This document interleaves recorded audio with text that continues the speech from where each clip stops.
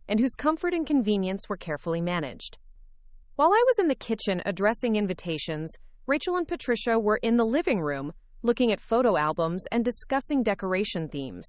While I was running errands to pick up wedding favors and table linens, Rachel and Patricia were having leisurely lunches at upscale restaurants where they could discuss family traditions and wedding customs.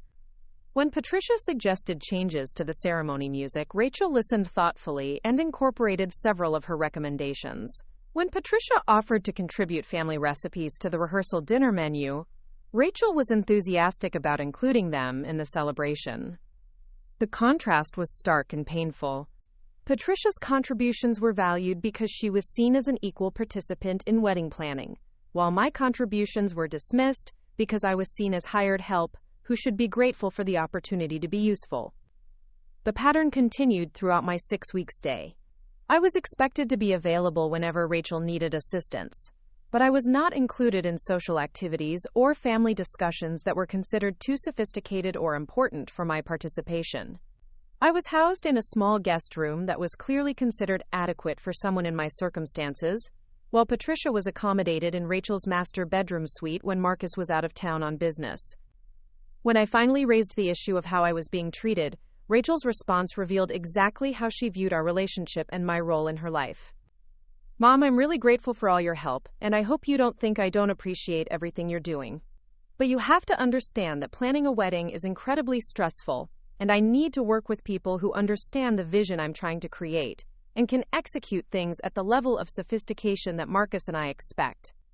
Rachel's explanation was particularly hurtful because it revealed her assumption that I lacked the sophistication to contribute meaningfully to planning her wedding, despite having planned dozens of successful family celebrations, community events, and social gatherings over the course of my adult life. "I'm not asking to take over your wedding planning, Rachel. I'm simply hoping to participate as your mother, rather than being treated as temporary help who should be grateful for whatever tasks you assign me." "Mom, that's not fair. I've included you in lots of discussions and decisions. But some aspects of wedding planning require professional expertise and contemporary knowledge that, honestly, people your generation just don't have experience with." Rachel's reference to people your generation revealed her fundamental prejudice against anyone who wasn't part of her peer group. She had decided that my life experience was irrelevant to contemporary challenges, that my skills and knowledge were outdated and unhelpful, and that my role in her life should be limited to providing labor and support without expecting recognition or meaningful participation.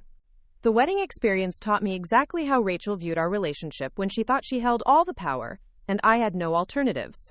She wanted my assistance but not my input, my time but not my preferences, my labor but not my dignity.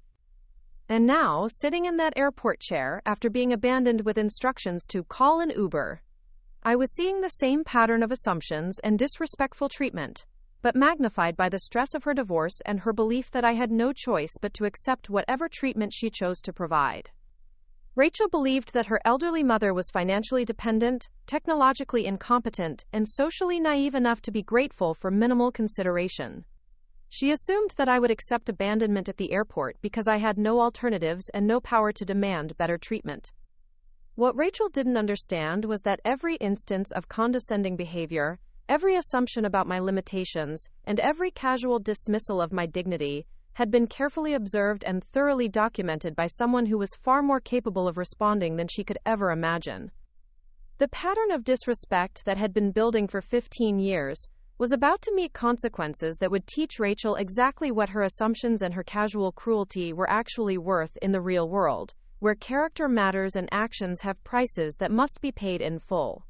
To understand the magnitude of what Rachel was about to lose through her assumptions and disrespectful treatment, you need to know the real story of what happened after her father died 15 years ago, and how the simple retired teacher she thought she was managing had actually built something extraordinary during the years when she assumed I was becoming increasingly irrelevant and dependent.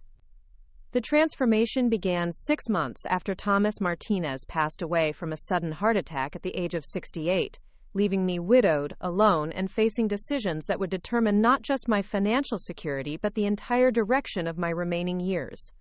Rachel assumed she understood my situation completely, a 65-year-old retired elementary school teacher whose husband had left her with a modest pension, Social Security benefits, and whatever savings they had managed to accumulate during 35 years of middle-class living.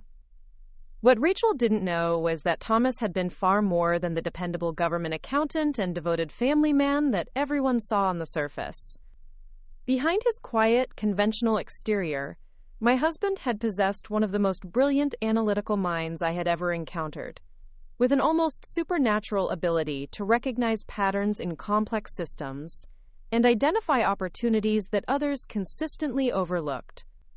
While Thomas worked his regular job managing budgets and financial reports for the Arizona Department of Transportation, he had spent his evenings and weekends developing what would become a sophisticated understanding of real estate markets, demographic trends, and investment opportunities that most professional analysts missed completely. He wasn't seeking wealth or recognition. He was simply fascinated by the mathematical relationships that governed how money moved through economic systems and how those patterns could be used to build long-term financial security. Thomas had begun studying real estate investment in the early 1990s, when Phoenix was still a relatively small desert city that most investors ignored in favor of more established markets like Los Angeles or San Francisco. But Thomas saw something that others missed: the inevitable population growth that would result from retirees seeking affordable living costs and favorable tax policies, combined with the business expansion that would follow as companies discovered the advantages of Arizona's regulatory environment and lower operational costs. Over the course of 15 years, while maintaining his modest lifestyle and unassuming public persona, Thomas had quietly purchased 7 small apartment buildings in neighborhoods that appeared unremarkable to casual observers, but offered strategic advantages that his analysis had identified. These weren't glamorous properties in prestigious locations. They were solid, well-maintained buildings in working-class areas where demographic shifts and infrastructure development would eventually drive significant appreciation. Thomas never borrowed money to finance these purchases, never leveraged his investments for faster growth, and never made dramatic moves that would attract attention or create risk. Instead, he used a patient, methodical approach that accumulated properties gradually, while maintaining the appearance of a conventional middle-class lifestyle funded by his government salary and my teaching income.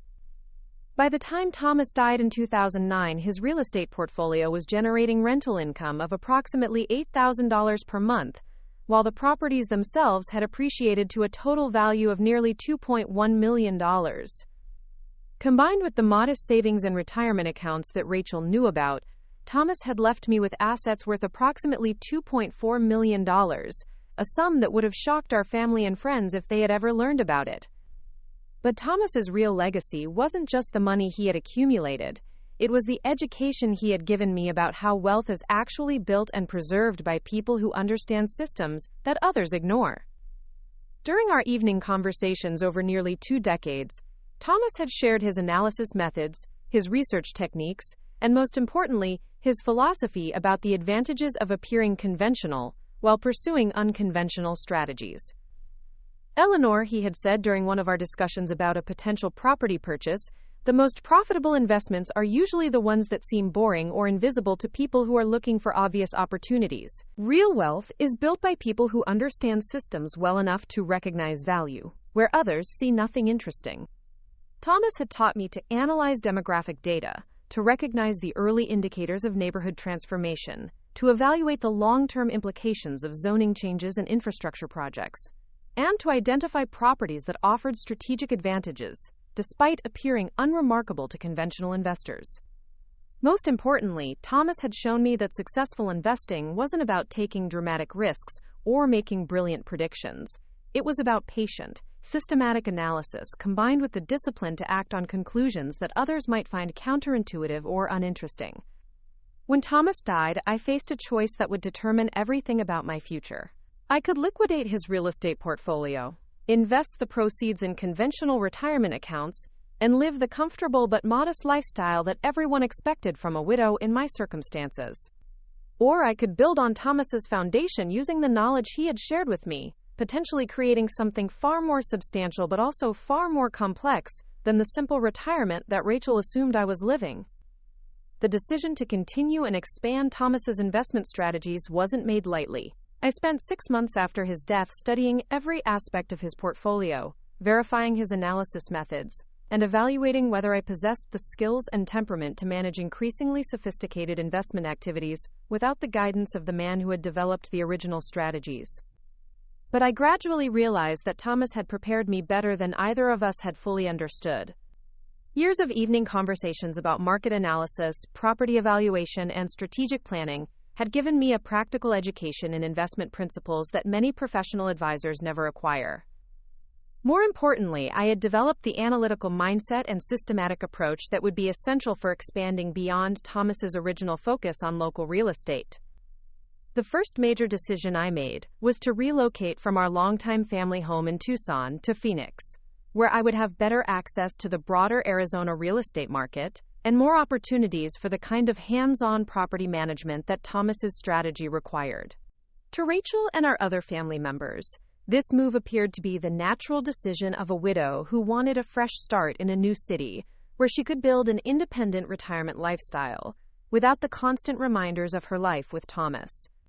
What I didn't explain to my family was that Phoenix offered strategic advantages that would be crucial for expanding Thomas's investment approach into new areas and larger opportunities.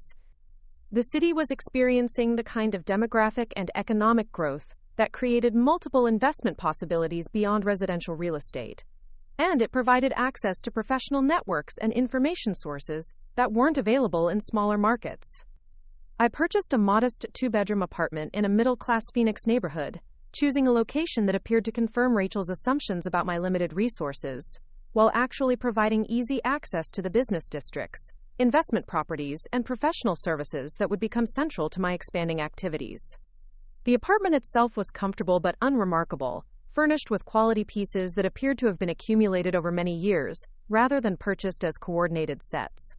This image reinforced perceptions of someone living on a fixed income who made careful, practical choices about spending, while also providing the kind of understated environment where I could conduct business activities without attracting attention or questions from neighbors who might be curious about an elderly woman's daily activities.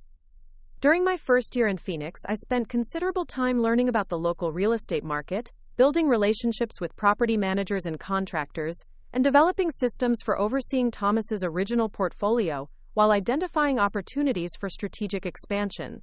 This period of research and relationship building appeared to others as the natural adjustment process of a widow getting established in a new city and learning to manage her inherited properties. But I was actually conducting a systematic analysis of investment opportunities throughout the Phoenix metropolitan area, identifying neighborhoods where demographic trends and development patterns suggested potential for significant long-term appreciation. I was also studying other investment sectors beyond real estate, exploring possibilities in local businesses, emerging technologies, and financial instruments that could provide diversification and growth beyond what traditional property investment could achieve. The breakthrough came during my second year in Phoenix, when my analysis identified a particular type of investment opportunity that perfectly matched the strategic principles Thomas had taught me, significant potential value that was invisible to most investors because it required local knowledge, personal connections, and patient, systematic analysis rather than dramatic moves or public strategies. Phoenix in 2011 was experiencing a unique situation in its commercial real estate market. The economic recession had created opportunities to acquire small office buildings and retail properties at dramatically reduced prices. But most investors were avoiding these opportunities because they seemed too small, too local, or too complex for institutional investment strategies. However, my analysis suggested that Phoenix's economic recovery would be driven primarily by small and medium-sized businesses that needed exactly the kind of modest, well-located commercial space that other investors were ignoring. More importantly, the demographic trends I was tracking suggested that certain neighborhoods would experience significant revitalization within 5 to 7 years, driven by young professionals and retirees who were attracted to Phoenix's lifestyle advantages and economic opportunities. Using the analytical methods Thomas had taught me, I identified 12 commercial properties that met my criteria, buildings that were structurally sound and well located but available at below market prices because they needed cosmetic improvements or had been vacant during the recession. These properties were in neighborhoods where my demographic analysis suggested strong potential for business growth and property appreciation, but they weren't obvious opportunities that would attract competition from larger investors. Over the course of 18 months, I acquired all 12 properties using cash purchases that avoided the complications and costs of financing, while also maintaining the privacy that was important for my long-term strategy. To observers, these purchases appeared to be the careful investment decisions of a widow who was diversifying her inherited assets. But they were actually the foundation for a commercial real estate portfolio that would eventually generate returns far beyond what conventional retirement investing could provide. The key to success with these properties wasn't just buying them at good prices. It was understanding how to position them for the market changes that my analysis predicted would occur over the following decade. This required developing relationships with local contractors who could handle renovations efficiently and cost-effectively, establishing connections with commercial real estate brokers who understood the emerging market trends, and most importantly, learning to identify potential tenants whose business models would benefit from the locations and features that my properties offered. Within 3 years, all 12 commercial properties were fully leased to carefully selected tenants whose businesses were growing, along with Phoenix's economic recovery. The rental income from these properties, combined with continuing income from Thomas's original residential portfolio, was generating approximately $18,000 per month in cash flow, while the properties themselves were appreciating at rates that exceeded my most optimistic projections. But the commercial real estate success was just the beginning of what would become a much more sophisticated and diversified investment strategy. The analytical skills I had developed through property investment, combined with the local knowledge and professional relationships I had built in Phoenix, created opportunities to expand into other investment areas that matched the same strategic principles. Significant potential returns from opportunities that others overlooked because they required specialized knowledge, personal connections, or patient, systematic analysis. The next major opportunity emerged from my relationships with the small business owners who were tenants in my commercial properties. Through casual conversations and careful observation, I began to understand the challenges and opportunities facing local entrepreneurs whose businesses were benefiting from Phoenix's economic growth, but who needed capital, expertise, or strategic partnerships to reach their full potential. Unlike traditional small business investing, which typically involves formal presentations, standardized evaluation criteria, and public investment processes, my approach was based on personal relationships, local knowledge, and the kind of patient, systematic analysis that allowed me to identify businesses with exceptional potential before they became obvious opportunities for conventional investors. The first business investment I made was in a small technology company run by Maria Santos, a software developer who had been renting office space in one of my commercial buildings for 2 years. Maria had developed innovative applications for managing small business operations, but she lacked the capital to hire additional programmers and expand her marketing efforts to reach the broader customer base that her products deserved. Through our conversations about her business challenges and growth opportunities, I realized that Maria possessed exactly the kind of technical expertise and market understanding that could create substantial value with appropriate support and strategic guidance. More importantly, her business model was perfectly positioned to benefit from the continuing growth of small and medium-sized businesses throughout the Phoenix metropolitan area. Rather than making a conventional loan or equity investment, I structured a partnership arrangement that provided Maria with the capital she needed, while also giving me ongoing involvement. To understand the magnitude of what Rachel was about to lose through her assumptions and disrespectful treatment, you need to know the real story of what happened after her father died 15 years ago, and how the simple retired teacher she thought she was managing had actually built something extraordinary during the years when she assumed I was becoming increasingly irrelevant and dependent. The transformation began 6 months after Thomas Martinez passed away from a sudden heart attack at the age of 68, leaving me widowed, alone, and facing decisions that would determine not just my financial security but the entire direction of my remaining years. Rachel assumed she understood my situation completely. A 65-year-old retired elementary school teacher whose husband had left her with a modest pension, Social Security benefits, and whatever savings they had managed to accumulate during 35 years of middle-class living. What Rachel didn't know was that Thomas had been far more than the dependable government accountant and devoted family man that everyone saw on the surface. Behind his quiet, conventional exterior, my husband had possessed one of the most brilliant analytical minds I had ever encountered. With an almost supernatural ability to recognize patterns in complex systems and identify opportunities that others consistently overlooked. While Thomas worked his regular job managing budgets and financial reports for the Arizona Department of Transportation, he had spent his evenings and weekends developing what would become a sophisticated understanding of real estate markets, demographic trends, and investment opportunities that most professional analysts missed completely. He wasn't seeking wealth or recognition. He was simply fascinated by the mathematical relationships that governed how money moved through economic systems and how those patterns could be used to build long-term financial security. Thomas had begun studying real estate investment in the early 1990s, when Phoenix was still a relatively small desert city that most investors ignored in favor of more established markets like Los Angeles or San Francisco.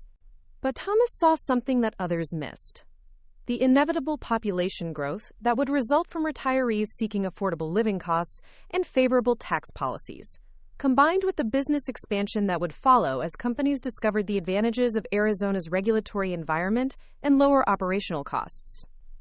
Over the course of 15 years, while maintaining his modest lifestyle and unassuming public persona, Thomas had quietly purchased 7 small apartment buildings in neighborhoods that appeared unremarkable to casual observers, but offered strategic advantages that his analysis had identified. These weren't glamorous properties in prestigious locations. They were solid, well-maintained buildings in working-class areas where demographic shifts and infrastructure development would eventually drive significant appreciation. Thomas never borrowed money to finance these purchases, never leveraged his investments for faster growth, and never made dramatic moves that would attract attention or create risk. Instead, he used a patient, methodical approach that accumulated properties gradually, while maintaining the appearance of a conventional middle-class lifestyle funded by his government salary and my teaching income. By the time Thomas died in 2009, his real estate portfolio was generating rental income of approximately $8,000 per month, while the properties themselves had appreciated to a total value of nearly $2.1 million. Combined with the modest savings and retirement accounts that Rachel knew about, Thomas had left me with assets worth approximately $2.4 million, a sum that would have shocked our family and friends if they had ever learned about it. But Thomas's real legacy wasn't just the money he had accumulated. It was the education he had given me about how wealth is actually built and preserved by people who understand systems that others ignore. During our evening conversations over nearly 2 decades, Thomas had shared his analysis methods, his research techniques, and most importantly, his philosophy about the advantages of appearing conventional while pursuing unconventional strategies. Eleanor, he had said during one of our discussions about a potential property purchase, the most profitable investments are usually the ones that seem boring or invisible to people who are looking for obvious opportunities. Real wealth is built by people who understand systems well enough to recognize value, where others see nothing interesting. Thomas had taught me to analyze demographic data, to recognize the early indicators of neighborhood transformation, to evaluate the long-term implications of zoning changes and infrastructure projects, and to identify properties that offered strategic advantages, despite appearing unremarkable to conventional investors. Most importantly, while Rachel was explaining to me over the phone that I should call an Uber because she was too busy to pick up her elderly mother at the airport, she had no idea that the woman she was casually abandoning was at that very moment managing a financial empire worth over $12.8 million, generating monthly passive income that exceeded Rachel's annual salary from her struggling marketing consultancy. The scope of what I had built during the 15 years since Thomas's death would have been incomprehensible to Rachel, not just because of the dollar amounts involved, but because of the level of sophistication, professional expertise, and strategic thinking required to create and maintain the kind of diversified investment portfolio that I now managed from my modest Phoenix apartment. That Tuesday evening, as I sat in the uncomfortable plastic chair at Chicago O'Hare, listening to Rachel's dismissive instructions about rideshare apps, my phone contained direct access to investment accounts spanning 4 different asset categories: business partnerships in 3 states, and professional relationships with some of the most successful investors and entrepreneurs in the southwestern United States. The worn leather handbag that Rachel assumed contained only the basic necessities of an elderly woman's simple life actually held business cards for private wealth managers, commercial real estate brokers, business acquisition specialists, and financial advisors whose client lists included some of the most successful individuals and families in Phoenix, Scottsdale, and the broader Arizona business community. More importantly, that seemingly unremarkable purse contained documents that would have revealed to Rachel exactly how catastrophically wrong her assumptions about her mother had been from the very beginning of our relationship. But to understand the full magnitude of Rachel's miscalculations, you need to know exactly what I had accomplished during the years when she assumed I was becoming increasingly irrelevant and dependent. By 2024, my real estate portfolio had grown to include 43 properties spanning residential rental units, commercial office buildings, retail spaces, and industrial facilities throughout the Phoenix metropolitan area, and extending into emerging markets in Tucson, Flagstaff, and Las Vegas. These weren't random property acquisitions driven by speculation or market timing. They were the result of systematic analysis that identified locations where demographic trends, infrastructure development, and economic growth patterns created opportunities for sustained appreciation and reliable cash flow. The residential properties alone, now numbering 28 units ranging from modest apartments to upscale single-family homes, were generating approximately $31,000 per month in rental income, while appreciating at rates that had consistently exceeded market averages for the past decade.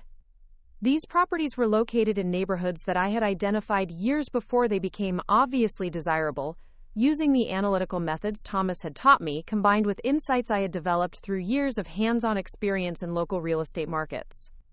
But the residential portfolio, impressive as it had become, represented only about 30% of my total real estate holdings. The commercial properties had grown to become the foundation of my investment strategy, providing both higher returns and greater opportunities for strategic partnerships with the business owners who became my tenants. The 15 commercial buildings I now owned included office complexes that housed growing technology companies, retail centers anchored by successful local businesses, and industrial facilities that served the distribution and manufacturing companies attracted to Arizona by its strategic location and business-friendly regulatory environment. The combined rental income from these commercial properties exceeded $48,000 per month, while their appreciation had created equity values that provided both financial security and ongoing opportunities for portfolio expansion. The commercial real estate success had also created opportunities for the business partnerships that had become the most sophisticated and profitable aspect of my investment activities. Through relationships with tenants, contractors, and other business owners in my professional network, I had developed equity positions in 17 different companies, whose operations ranged from technology development to manufacturing, from professional services to retail operations. These business investments weren't passive holdings in publicly traded companies. They were active partnerships where I provided not just capital, but strategic guidance, business connections, and ongoing consulting services that helped these companies grow much faster and more profitably than they could have achieved independently. My role in these businesses combined the analytical skills I had learned from Thomas with the practical experience I had gained through years of property management and local business development. The most successful of these partnerships was with Martinez Engineering Solutions, a company founded by Carlos Martinez, no relation despite the shared surname, that provided specialized engineering services for commercial construction projects throughout the Southwest. When I first met Carlos in 2018, his company was a one-person consulting operation, generating modest income from small-scale projects that didn't fully utilize his considerable expertise in structural engineering and project management. Through our initial conversations about his business challenges and growth opportunities, I recognized that Carlos possessed exactly the kind of technical knowledge and professional reputation that could support a much larger and more profitable operation with appropriate capital investment and strategic development. More importantly, his business model was perfectly positioned to benefit from the continuing commercial development boom that my real estate analysis predicted would drive Phoenix's economy for the next decade. Rather than simply providing a business loan or making a passive equity investment, I structured a comprehensive partnership that provided Carlos with the capital he needed, while also giving me ongoing involvement in strategic planning, business development, and operational decision-making. This arrangement allowed me to contribute not just money, but also the analytical capabilities, professional connections, and business experience that would be crucial for maximizing the company's growth potential. The partnership began with my investment of $180,000 in exchange for a 40% equity position and ongoing consulting fees for strategic advice and business development support. But more importantly, I brought to the partnership my extensive network of commercial property owners, real estate developers, and business contacts who could provide the kind of project opportunities that would allow Carlos's company to grow rapidly and profitably.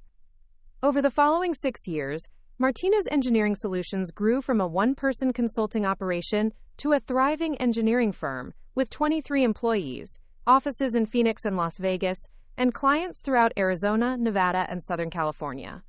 The company's annual revenue had grown from approximately $85,000 when I became involved to over $2.8 million in 2024, while maintaining profit margins that reflected the high value and specialized nature of the services they provided. My equity position in Martinez Engineering Solutions was now worth approximately $1.4 million, while the ongoing consulting fees and profit distributions provided monthly income of over $8,000. But perhaps more importantly, the success of this partnership had established my reputation as a sophisticated business investor whose involvement could significantly accelerate company growth and profitability. This reputation led to similar partnership opportunities with other local businesses whose founders recognized the value of working with someone who could provide not just capital but strategic expertise, professional connections, and the kind of patient, long-term thinking that most conventional investors don't offer to small and medium-sized companies. By 2024, my business partnerships included equity positions in a software development company specializing in healthcare applications, a specialty manufacturing firm producing components for aerospace companies, a chain of upscale restaurants that had become extremely popular throughout the Phoenix metropolitan area, and several other enterprises whose success had been accelerated through strategic investments and ongoing business development support. The combined value of these business partnerships now exceeded $3.8 million, while generating monthly income of over $15,000 through consulting fees, profit distributions, and various other arrangements that reflected my active involvement in helping these companies achieve their growth potential. But the real estate holdings and business partnerships, substantial as they had become, represented only about 60% of my total investment portfolio. The remaining assets were diversified across financial instruments that provided both income generation and portfolio stability, while also offering opportunities for strategic positioning in emerging markets and technology sectors.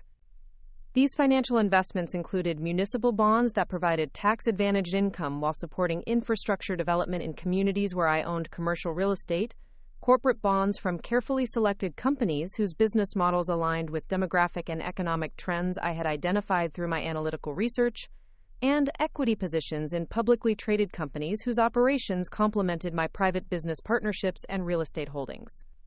The most sophisticated component of my financial portfolio was a collection of investments in emerging technology companies that were developing solutions for challenges I had identified through my business partnerships and real estate activities. These investments were typically much smaller individually than my real estate or business partnerships, but they offered the potential for extraordinary returns if my analysis of technological and market trends proved accurate. The technology investments had been particularly successful in areas related to construction management, facility operations, and small business productivity, sectors where my hands-on experience through property management and business partnerships gave me insights that most investors lacked. Several of these early-stage technology investments had already generated returns of 300% to 500%, while others were showing promising development that suggested similar potential over the next few years. The total value of my financial investments now exceeded $4.1 million, while generating monthly income of approximately $12,000 through dividends, interest payments, and various other distributions that provided both current cash flow and reinvestment opportunities for continued portfolio growth. When combined with the real estate holdings and business partnerships, my total investment portfolio was valued at over $12.8 million as of the morning I flew to Chicago to help Rachel with her divorce crisis. The monthly income generated by these investments exceeded $66,000, providing financial resources that would have allowed me to solve any problem Rachel was facing while maintaining the comfortable lifestyle that had convinced her of my supposed limitations.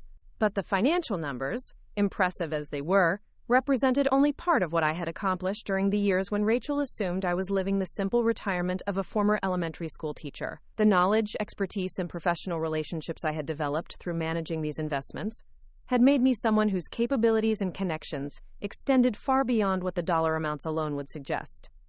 Every morning, I began my day at 5:30 a.m. with a comprehensive review of financial markets, real estate trends, and business developments that might affect my various investments and partnerships. This daily routine required sophisticated analytical skills, access to professional-grade information sources, and the kind of strategic thinking that most people associate with high-level business executives rather than retired teachers living on fixed incomes.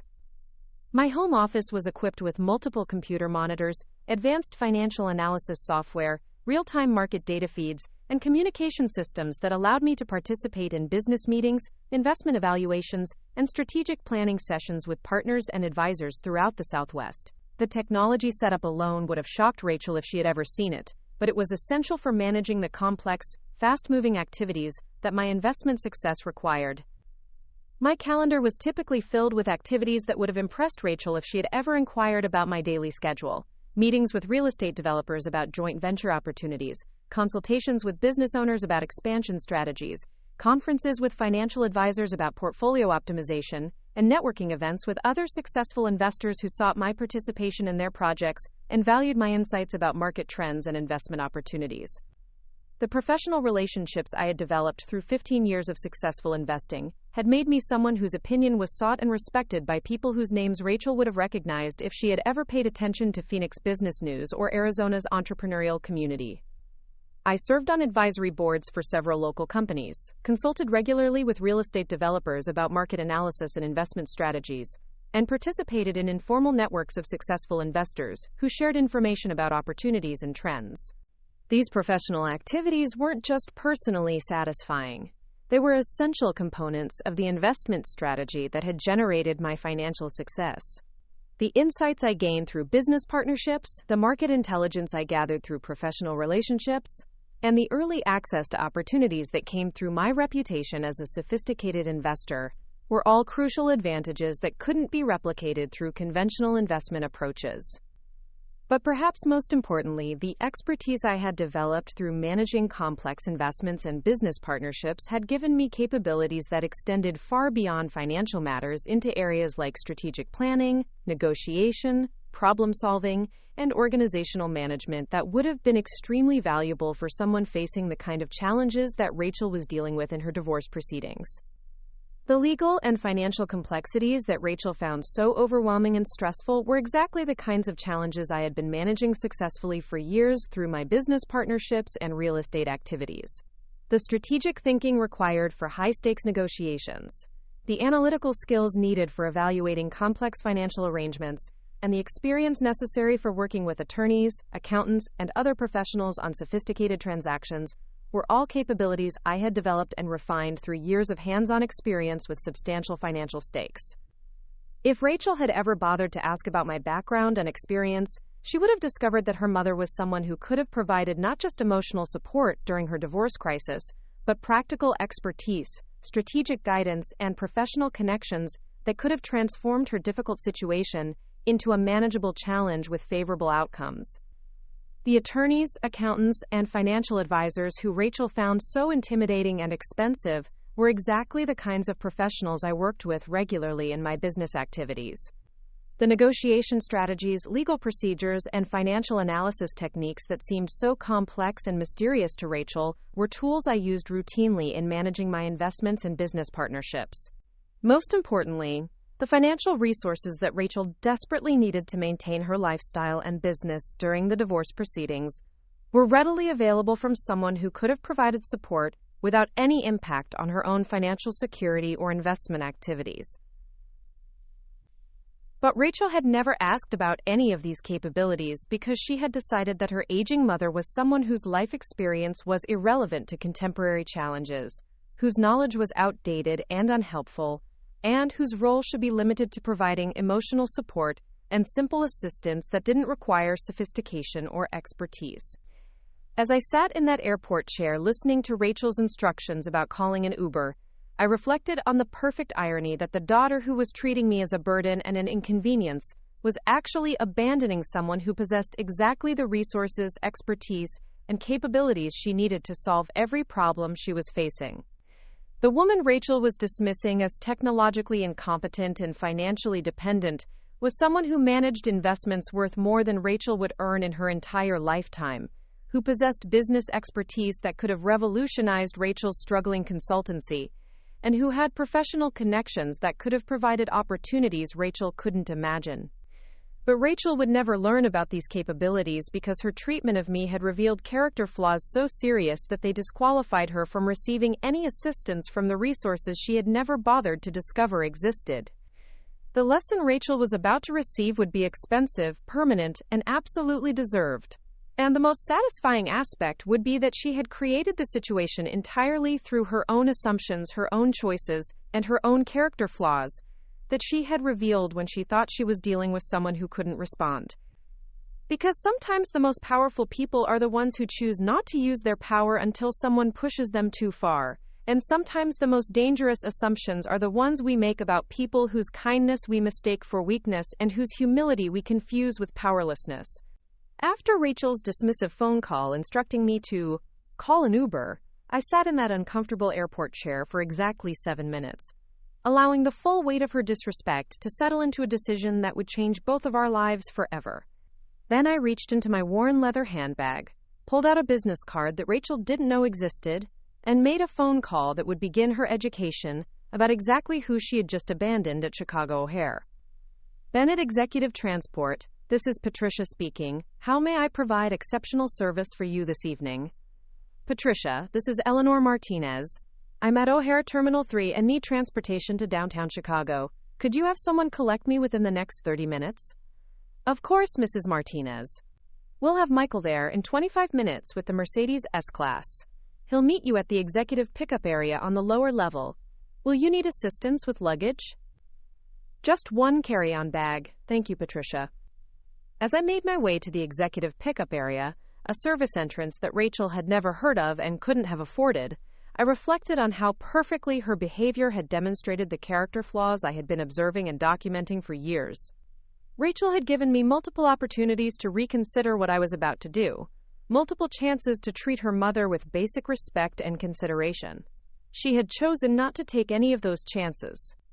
Michael arrived exactly on schedule, a professional driver in a pristine black uniform who greeted me with the respectful courtesy that I had become accustomed to receiving from people who understood that appearances can be deceiving and that treating all clients with dignity was simply good business practice.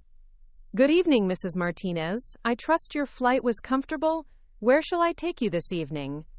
The Four Seasons, please, Michael. And could you arrange for them to prepare their finest suite? I'll be staying indefinitely. As the Mercedes glided through Chicago traffic toward downtown, I used the car's Wi-Fi to send a series of text messages that would set in motion the consequences Rachel had earned through her assumptions and her casual cruelty. First, I texted Rachel, arrived safely in Chicago. Change of plans regarding my visit. Will be in touch soon. Quote. Then I sent messages to my attorney in Phoenix, my financial advisor, and my business manager, requesting that they prepare for what would become the most expensive education about respect and consequences that anyone in my family would ever receive.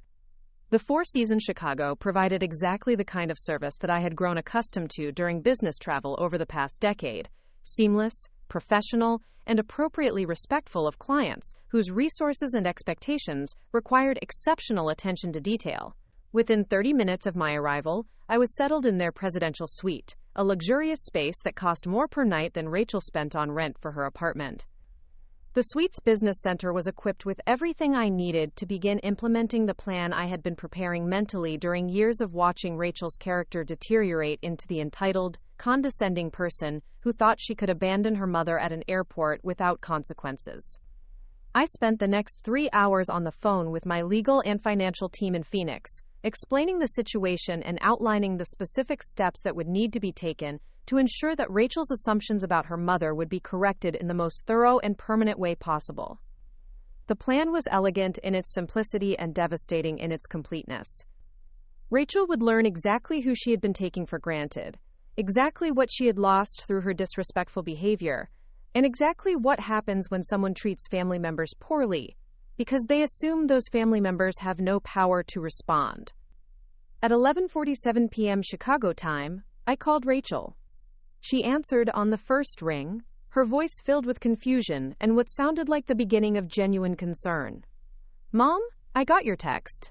What do you mean, change of plans? Are you okay? Where are you staying?" "I'm fine, Rachel. I'm staying at the Four Seasons downtown. We need to have a conversation about your behavior this evening and what it's going to cost you." "What do you mean, what it's going to cost me?" "Mom, I know I should have picked you up at the airport, but I explained that I was dealing with a crisis situation. I thought you understood that I needed to prioritize my legal meetings." "Rachel, I understood perfectly that you prioritized your convenience over your mother's dignity. I understood that you viewed my arrival as an inconvenience to be managed rather than a family relationship to be valued. And I understood that you made assumptions about my capabilities and options that were so wrong they're about to change your life permanently." "Mom, I don't understand what you're talking about. What assumptions? What's going to change my life?" "Rachel, for 15 years you've treated me like an incompetent burden who should be grateful for whatever minimal consideration you chose to provide. You've spoken to me with condescending patience, made decisions about my capabilities without asking for my input, and consistently assumed that your aging mother was becoming irrelevant to anything that mattered in your sophisticated adult life. That's not fair, Mom. I've always been concerned about your welfare and tried to help you manage the challenges of aging and living on a fixed income." "Rachel, that's exactly the problem. You decided that I was living on a fixed income without ever asking about my actual financial situation. You assumed I was technologically incompetent without ever testing whether your assumptions were accurate. Most importantly, you concluded that I was dependent on your goodwill and consideration, without ever discovering whether I had alternatives you hadn't imagined."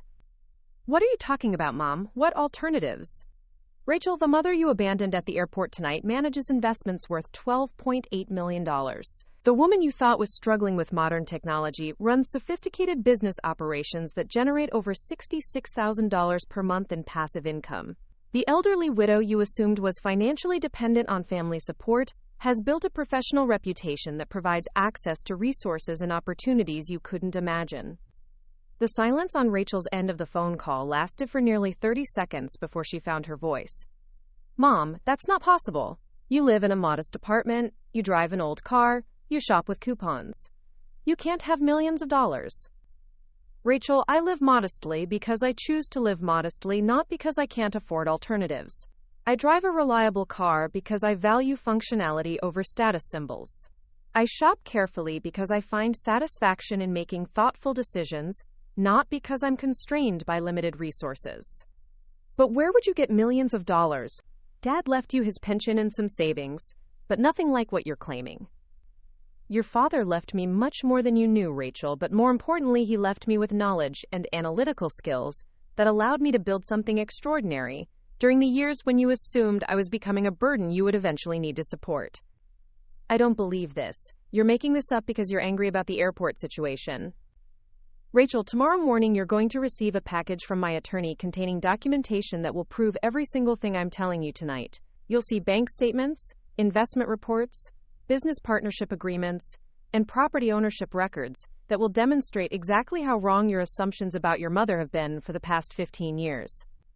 Even if what you're saying is true, why didn't you ever tell me? Why did you let me think you were struggling financially?" "Rachel, I let you reveal your true character when you thought you were dealing with someone who couldn't fight back. I wanted to see how you would treat your mother when you believed she was dependent on your kindness and consideration. And what I discovered was that you don't possess enough character to deserve any assistance from the resources you never bothered to learn existed."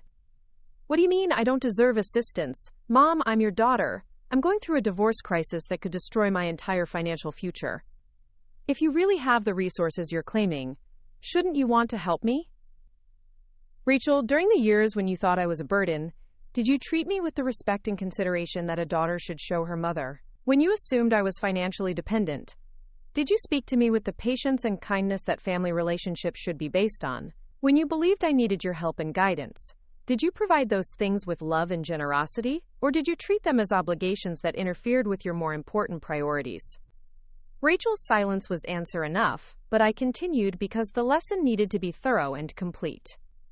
Tonight you abandoned your mother at an airport because picking me up would have been inconvenient for your schedule. You spoke to me with condescending patience about using rideshare services, assuming I was too old and incompetent to manage basic transportation. You treated my 6-hour flight to help you as an imposition that required efficient management, rather than a gift that deserved gratitude and consideration. Mom, I was under enormous stress from the divorce proceedings. I wasn't thinking clearly about how my behavior might seem to you. Rachel, stress doesn't create character flaws, it reveals them. The way you treated me tonight was consistent with how you've been treating me for years, whenever you thought I needed something from you, rather than having something to offer you. What are you saying, Mom? What does this mean for our relationship? Rachel, it means that you've spent 15 years demonstrating that you don't value family relationships enough to treat family members with basic respect and consideration. It means that you've shown me exactly what kind of person you become when you think you hold all the power in a relationship. And it means that those character flaws have cost you access to resources that could have solved every problem you're facing. I don't understand. Are you saying you won't help me with the divorce? Rachel, I'm saying that the mother you treated like an incompetent burden was someone who could have provided not just financial assistance, but professional expertise, strategic guidance, and business connections that would have transformed your divorce from a crisis into a manageable challenge with favorable outcomes. What kind of professional expertise? Rachel, I manage complex business partnerships, negotiate sophisticated financial arrangements, and work regularly with attorneys and accountants on transactions involving millions of dollars. The legal and financial challenges that you find so overwhelming are exactly the kinds of problems I solve routinely in my business activities. But you never told me you had business experience. You always presented yourself as a retired teacher living on Dad's pension. Rachel, you never asked about my business experience because you decided that a 70-year-old former teacher couldn't possibly have business experience worth discussing. You never inquired about my professional activities because you assumed that my life in Phoenix consisted of age-appropriate leisure pursuits funded by modest retirement savings. Mom, I realize I made mistakes in how I treated you, but can't we work past this? Can't you help me understand what you've built and maybe find ways to move forward together? Quote. Rachel, some lessons are too important to soften with second chances. You've had 15 years to treat your mother with respect and consideration. You've had countless opportunities to ask about my actual life, instead of making assumptions based on your prejudices about aging and dependency. You chose not to take any of those opportunities. But I'm your daughter, Mom. Doesn't that count for something? Rachel, being my daughter means you had greater obligations to treat me well, not greater entitlement to treat me poorly. Family relationships should be based on love, respect, and mutual consideration, not on assumptions about who has power and who doesn't. What happens now? Are you saying you'll never help me or have a relationship with me? Rachel, what happens now is that you learn to manage your divorce crisis using the same resources and capabilities that you assumed were adequate for your aging mother when you thought she was facing challenges alone. You'll discover whether the entitled, condescending person you've become is capable of handling sophisticated problems without family support. Mom, please don't do this. I know I made mistakes, but I can change. I can treat you better if you give me another chance. Rachel, you can't undo the past 15 years of demonstrating who you really are when you think you're dealing with someone who can't fight back. You can't erase tonight's casual abandonment at the airport, or years of patronizing assumptions about my capabilities, or the fundamental disrespect you've shown toward family relationships whenever they conflicted with your convenience. Are you cutting me out of your life completely? Rachel, I'm not cutting you out of my life. I'm allowing you to experience the natural consequences of the choices you've made about how to treat family members when you thought they were powerless to respond. You wanted independence from the burden of considering your mother's needs and preferences. Now you have exactly the independence you demonstrated that you preferred. What about my children? What about Emma and Jake? Are you going to punish them for my mistakes? Rachel, Emma and Jake will be provided for through trust funds that will ensure their education and welfare regardless of how their mother's character flaws affect her own financial situation. But those trust funds will be managed by professionals who will ensure that your children learn to treat elderly people with respect, rather than viewing them as burdens or opportunities for exploitation. Mom, you're destroying our family over one bad evening when I was under extraordinary stress. Rachel, I'm not destroying our family. I'm responding appropriately to 15 years of evidence about what our family relationship actually meant to you when you thought I couldn't defend myself. Tonight's airport abandonment was just the final demonstration of character flaws that have been developing for years. Is there anything I can do to change your mind? Any way to prove that I've learned from this and can do better? Rachel, learning means understanding why behavior was wrong, not just regretting the consequences. If you genuinely understand what you've lost and why you lost it, that understanding might eventually lead to the kind of character growth that could support healthier relationships in the future. But that growth would need to be genuine and permanent, not just tactical adjustments designed to regain access to resources you never knew existed. How will I know if I've grown enough to deserve another chance? Rachel, if you ever develop the character that would deserve another chance, you won't need to ask how you'll know. The kind of person who deserves healthy family relationships doesn't calculate what they need to do to earn those relationships. They simply treat people well, because treating people well is the right thing to do. As I ended the call and prepared for bed in my luxurious suite at the Four Seasons, I reflected on the perfect justice of how everything had unfolded. Rachel had received exactly what she had given. She had treated me as someone whose comfort and dignity didn't matter when they conflicted with her convenience, and now she would experience what it felt like to face serious challenges without family support or consideration. The most satisfying aspect wasn't the shock or the financial loss Rachel would experience when she realized what her assumptions had cost her. It was the knowledge that every consequence she faced would be the direct result of choices she had made freely, character she had revealed willingly, and assumptions she had maintained stubbornly, even when given multiple opportunities to reconsider her behavior. 3 months later, I received a letter from Rachel that confirmed she had finally begun to understand the magnitude of her miscalculations, though it was far too late to change anything about the consequences she was experiencing. Mom, she wrote, I've spent every day since our phone call trying to understand how I became the kind of person who could treat you the way I did.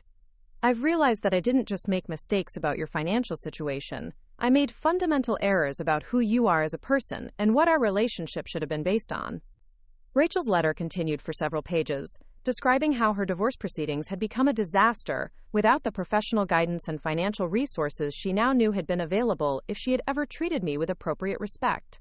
Her business was failing, her attorney fees were consuming her savings, and she was facing the possibility of having to start over completely at age 38.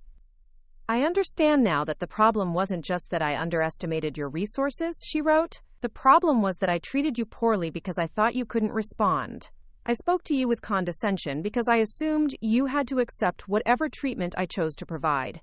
I prioritized my convenience over your dignity because I believed you had no alternatives and no power to demand better treatment.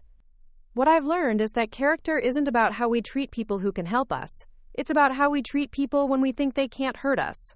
And I failed that test completely, not just once at the airport, but consistently for 15 years whenever I thought you needed something from me rather than having something to offer me. Rachel concluded her letter with an acknowledgement that demonstrated she had finally understood the lesson she had needed to learn, even though that understanding came too late to change her circumstances. I know that I don't deserve forgiveness or another chance, she wrote. I know that the consequences I'm facing are exactly what I earned through my choices and my character flaws.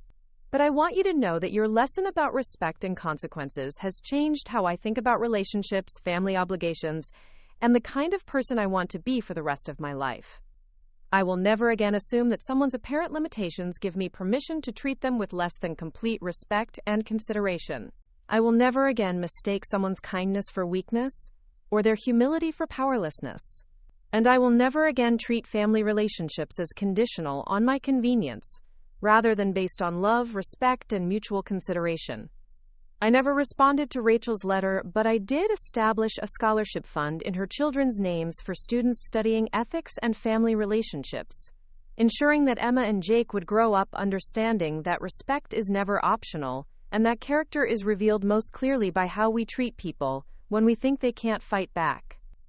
The woman Rachel had abandoned at Chicago O'Hare had taught her daughter the most expensive lesson about assumptions and consequences that she would ever receive. And the most satisfying part was that Rachel had given herself that education through her own choices, her own character flaws, and her own assumptions about someone whose kindness she had mistaken for weakness, and whose humility she had confused with powerlessness. Because sometimes the most important lessons are the ones that cost everything you thought you were entitled to receive, and sometimes the most dangerous assumptions are the ones we make about people who have been generous enough to let us believe we understand who they really are. The gray-haired woman in the worn cardigan had revealed exactly what happens when you underestimate the wrong person, and Rachel had learned that respect, consideration, and basic human dignity are not optional components of family relationships. They're the foundation that determines whether those relationships survive when tested by real challenges. The lesson was expensive, permanent, and absolutely deserved. And it all began with one abandoned mother at an airport, who decided that some behaviors simply cannot be overlooked, forgiven, or forgotten when they reveal character flaws too serious to ignore. Neither perflaws twin epilogue. 2 years later, I still live in my modest Phoenix apartment, still drive my practical Honda Civic, and still maintain the simple lifestyle that allows me to focus on what matters most: building wealth, supporting worthy causes, and treating all people with the respect and consideration that every human being deserves.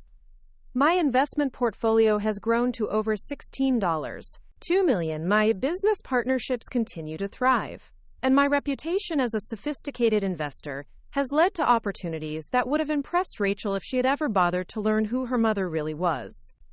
But the most valuable thing I gained from that evening at Chicago O'Hare wasn't financial. It was the confirmation that character matters, that respect is never optional, and that treating people well regardless of their apparent circumstances isn't just morally right, it's also the smartest investment you can ever make.